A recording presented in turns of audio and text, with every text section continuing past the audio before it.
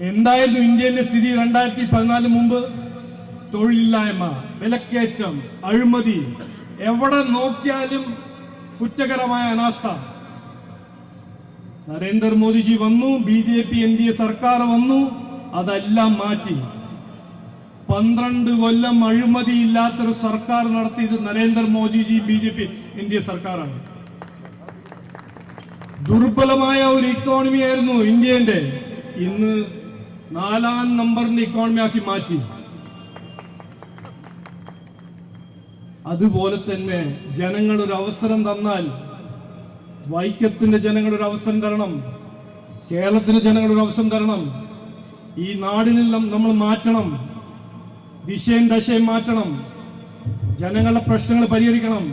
നമ്മുടെ കുട്ടികൾക്ക് നല്ല വിദ്യാഭ്യാസം കിട്ടണം, തൊഴിലവസരങ്ങൾ കിട്ടണം, ബേസിക്കായ കാര്യങ്ങൾ, കുടിവെള്ളം.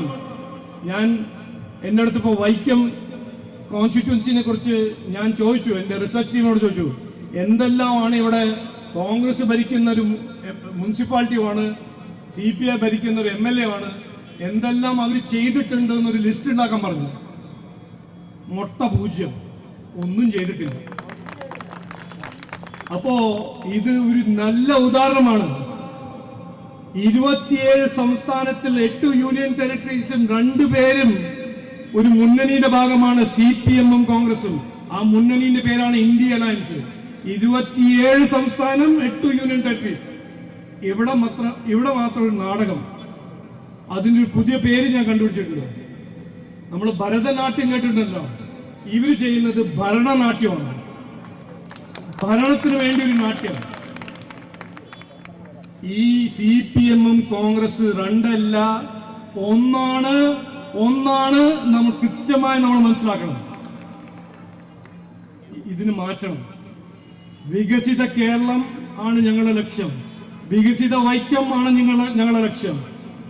BJP NDA MLA വന്നാൽ മാത്രമേ ഇവിടെ വികസനം വരുള്ളൂ.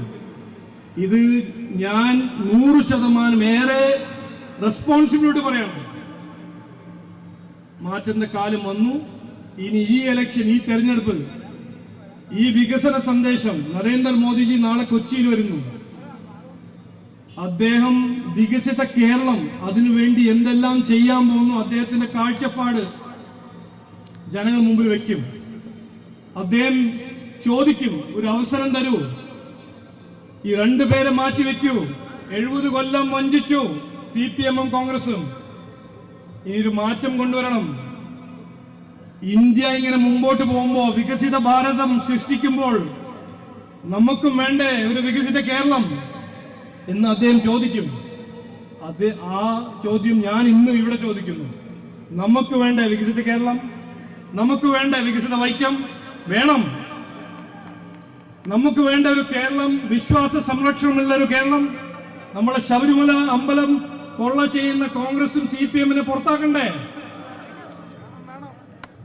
നമുക്ക് ഈ നാട്ടിൽ ജമാഅത്തെ ഇസ്ലാമി പോലെ സംഘടനയാണോ വേണ്ടത് കോൺഗ്രസിന്റെ ഒപ്പം രാഷ്ട്രീയം ചെയ്യുന്നത്?